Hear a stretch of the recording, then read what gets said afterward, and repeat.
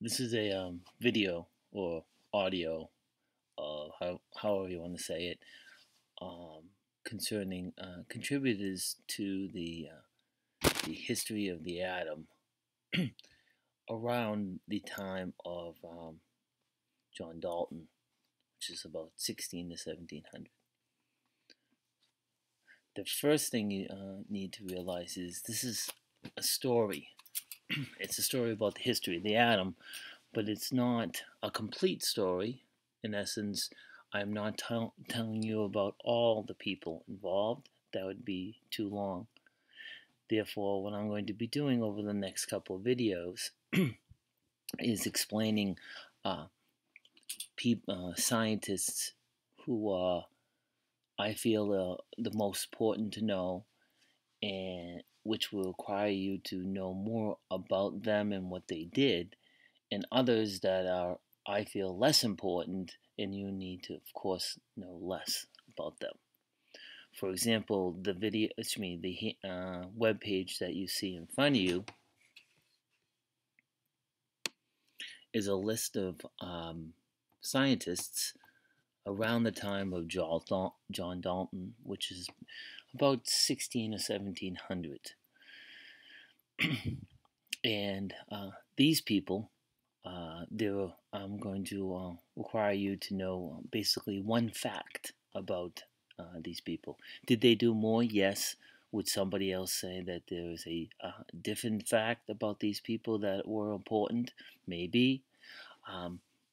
But since I'm telling the story, this is the story I am telling. So, a couple things you need to also know about the story. You won't need to know the dates. The dates are there to understand the fact that since the Greek time, which there was a Greek named Democritus, who actually thought everything was made up of indivisible parts, which we call atoms, and he called them atomus. Since that time, which is BC, up until about now, the atom wasn't really understood. It was actually, there was no science. It was more faith-based beliefs, and that's how you prove that that nature worked. So maybe it's the god of fire that makes fire go. So up until give or take 100 years or so of this time is when people started to do what we call science. And that's what the first guy, Boyle, I want you to know. He was kind of given credit to be the first person who actually did quantitative observations, meaning when he did experiments, he wrote down observations and they were number based. Did he also do, like all the other people in this handout, did other things? Yes, they all did experiments with respect to gases, and actually Boyle has a gas relationship named after it. And I explained, I wrote a little something there too. You don't need to know that. The next person, and I can't pronounce his name, I'll just spell it for you, STAHL. He one of the things that he's known for is combustion.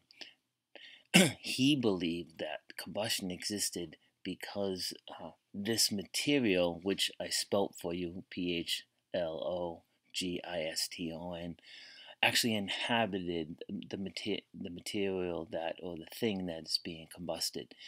And the reason why the combustion stops is the fact that PHLOGISTON has left the substance. The next guy, Priestley, actually proved him wrong or said he was wrong, and he actually used the word the the PHLOGISTON.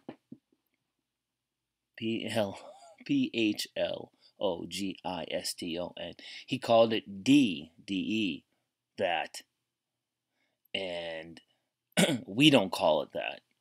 What we call it that makes combustion go is oxygen. And so Priestley basically discovered that it wasn't what as Starr said. It was actually this thing we call oxygen, and that's what I want you to know about Priestley. The next guy, Lavoisier, and I bet you that's not how you're supposed to pronounce it. He's famous for law of conservation of mass. Now, did he deal with oxygen and combustion? Yes. All these people kind of did similar things. Again, playing around with gases.